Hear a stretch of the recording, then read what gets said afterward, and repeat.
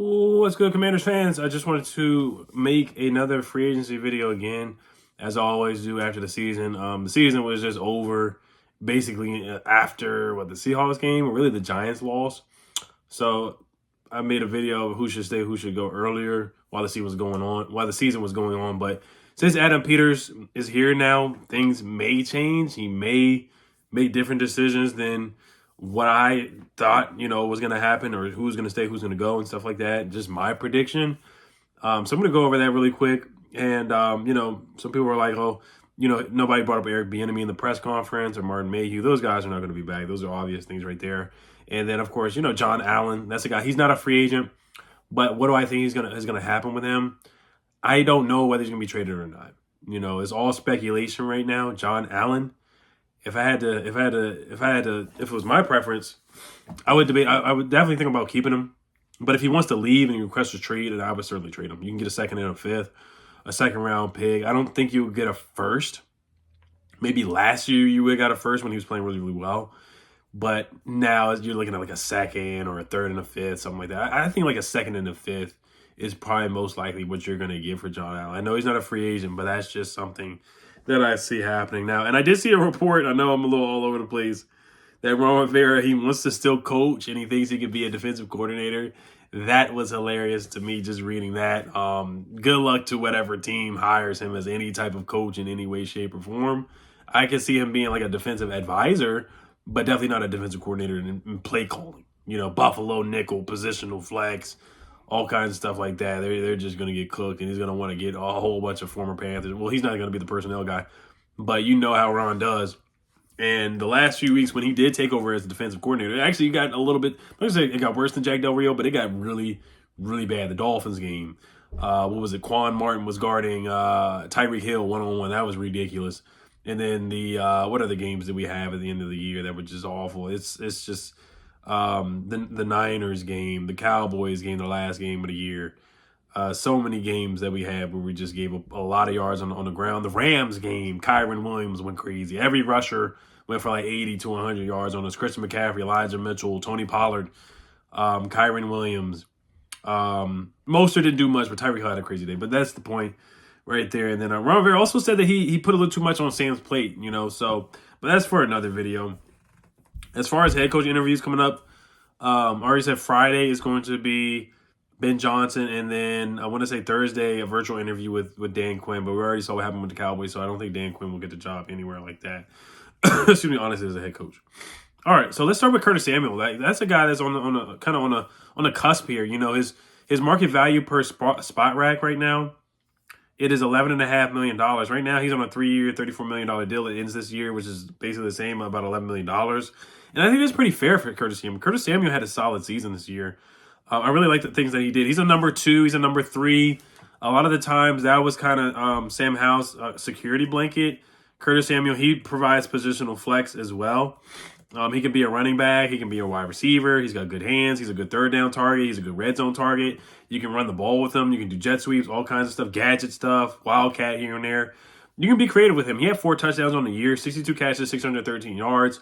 Remember when he first came here, he had the groin injury where Ron would try to play him, or he would be on the side field and he tried to test it out. He had him on a snap count. Then he would re-aggravate the injury. They would have to sit him out. They would never put him on injury reserve. So it's just a lot of interesting stuff that Ron did when Curtis first got here. But other than that first season where he was in and out, where he played 5 games, he played 17 games in 2022, and then he played 16 games in 2023. So he showed that he could be durable, man. I wouldn't mind bringing him back. He had 4 touchdowns in 2022, 4 touchdowns in 2023. And then, he had 1 rushing touchdown each season.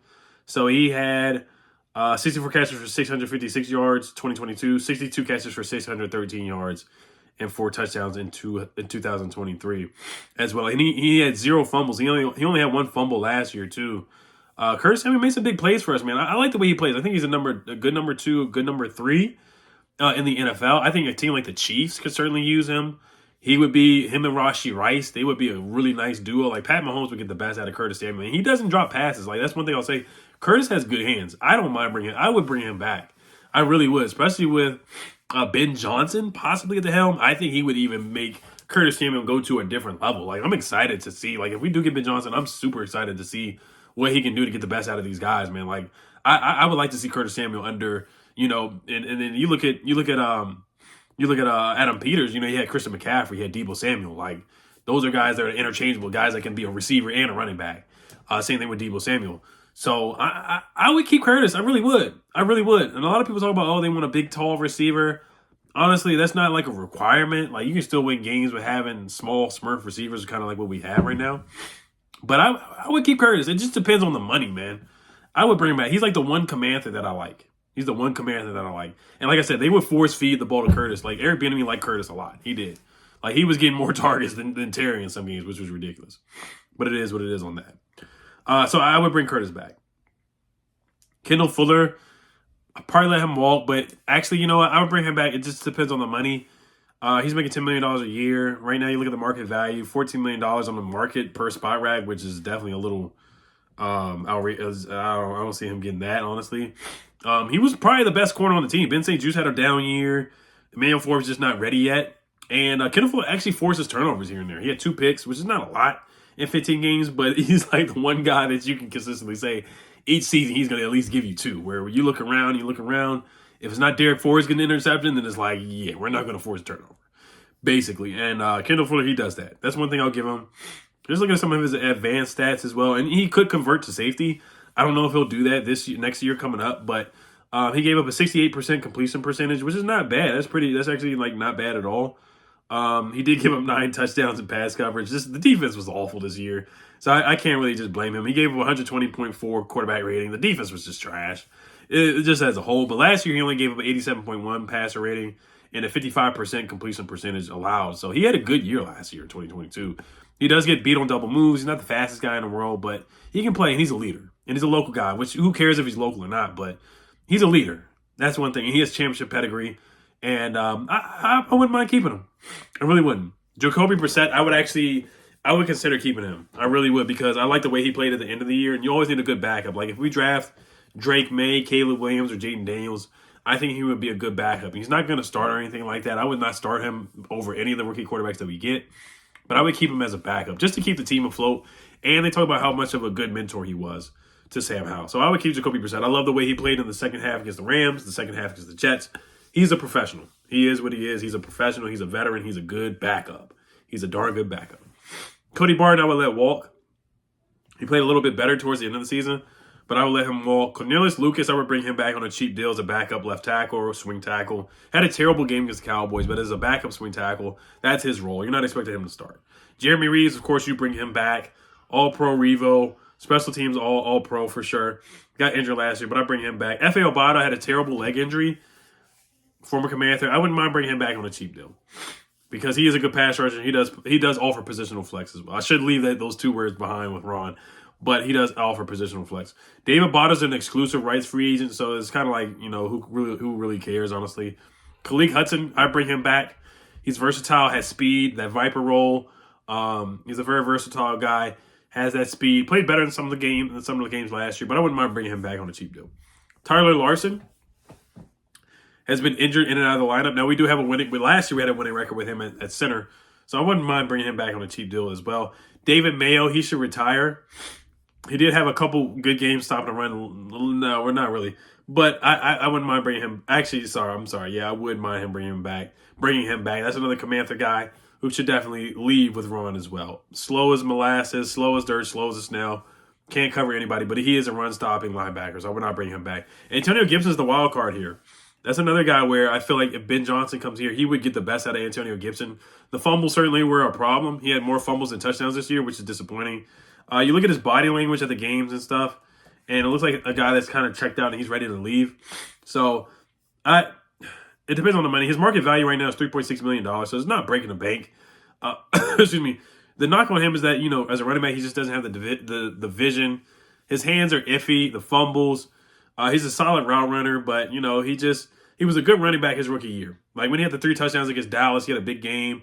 You know, the screen pass against the Bills, he had an explosive play. So he's talented, man. I do think he's going to leave. He could leave and go somewhere else. Like, he's being compared to, like, Samaje Perine, running backs like that. Samaje Perine's had a good year for the Denver Broncos. Like, Samaje Perine was terrible here, and he went somewhere else and he flourished with the Bengals and had a good year with the Broncos. So I could certainly see Antonio Gibson leaving and flourishing somewhere else. But here, you know, I'm not gonna say he was terrible, but he was good, man. He's talented. Like, he's super, super talented. I think he can, in a kick returner, punt returner, like, he's versatile. He can do a lot of different things. So I do like Antonio Gibson, but I'm not like banging on the table to bring him back. So it's tough. That's the toss up there. It depends on what Adam Peters wants to do and what Ben Johnson wants to do too. Maybe Ben Johnson's like, hey, this Antonio Gibson guy, I like him. He's got talent. If he hang on to the football, then I'll bring him back. But of course, it's a big if. All right, other guys on the roster here. Joey Sly. It's 50-50 on him. He'll miss an extra point and then he'll make a big kick. So this year he was a little bit better. But of course, you know, here and there he'll shake one or miss an extra point. So I thought he was fine. I wouldn't mind bringing him back. Jamison Crowder, good punt returner, had a big game against what was it, like the Giants or something like that. He had a big punt return against the Falcons, one for a touchdown. We would not have won that Falcons game if it was not for Jamison Crowder. He did throw the ball up in the air unexpectedly, somehow just fumble it against the Jets. But Jamison Crowder on a cheap deal as a punt returner, he's such an upgrade over Dax Milne. Oh my goodness. I would bring him back on the deal that he's on, $1,165,000. You know, he let DeAndre Carter walk, and, you know, he was a solid punt returner. Like, he would give us some pop. He's better than Dax Milne. That's not saying much. But when you have somebody that can flip the field a little bit for you, you got to keep him. So I bring back Jamison Crowder. Byron Pringle, a guy that Eric Bieniemy brought in. I like him too. He's not bad, but I wouldn't bring him back. Alex Armah, fullback, I bring him back. Sadiq Charles, I would let him walk. Just too many injuries. And you can certainly upgrade the offensive line there. Terrell Burgess, safety, bring him back on the practice squad or something like that. Jabril Cox, I would bring him back too, try to develop him and get the best out of him. There was a lot of times where it would be like, oh, he's activated, he's on the roster, and then he would never play or get any snaps. But he's talented, man. He can cover too. I like him. Brandon Dillon, the tight end, I like him. Exclusive rights free agent. He's better than Curtis Hodges. And he might be more serviceable than Cole Turner. I hate to say it, but Brandon Dillon's talented. I like him. He caught a touchdown in preseason. All right. This is the wild card here, Cameron Curl. His market value is $15 million on SpotRight. Goodness gracious. I'm sorry. I cannot give him $15 million. It's not up to me. But, you know, I know this is the cliche thing to say about Cameron Curl, but turnovers. Like, how many impactful plays are you making? How many turnovers are you forcing? Can you at least give me one interception? Like, you're going through the whole season with getting donuts in both categories. 0 interceptions, 0 forced fumbles. Like, you got to at least get one. You get luck into an interception. You get luck into a forced fumble. You don't want to scout somebody by forcing turnovers because somebody can get picks and still get burnt. You know, so you don't want to just judge somebody by getting interceptions. Or they may not get interceptions because nobody's throwing their way. But you could see in the second half, they were certainly throwing his way. The Rams game, he went back and forth with somebody, with a fan, you know. He was going back and forth with fans last year in the season, you know. So I wouldn't mind bringing him back, but $15 million, that's just too much, man. You gotta make plays to do that. You gotta force turnovers to get that money. James Smith-Williams, it is what it is. Backup defensive end, sure. Why not bring him back? Casey Toohill, depth. Why not bring him back? He's getting $846,000, $848,000 for James Smith-Williams too. Curtis Brooks, defensive tackle, exclusive rights free agent. Sure, why not? On a practice squad deal. Tucker Addington, practice squad. And Alex Akingbulu, exclusive rights free agent. So those are the guys. I mean, the only people I really bring back right now is Curtis, Kendall, Jacoby, Curtis, Jacoby. And that's really it. Maybe Cameron Curl on a team-friendly deal. And Antonio Gibson on a team-friendly deal. Right now, Antonio Gibson's making $1 million per year. So he's definitely going to look for more than that on the market. I think he's going to be a guy kind of like how Chris Thompson left. It's going to be kind of like that, honestly. And I think we do need to find a speedy, scat, third down back that is explosive like Chris Thompson and J.D. McKissic. We have to draft a guy like that in this draft. So, all right, you guys let me know what you guys think. Hell, Commanders. Peace.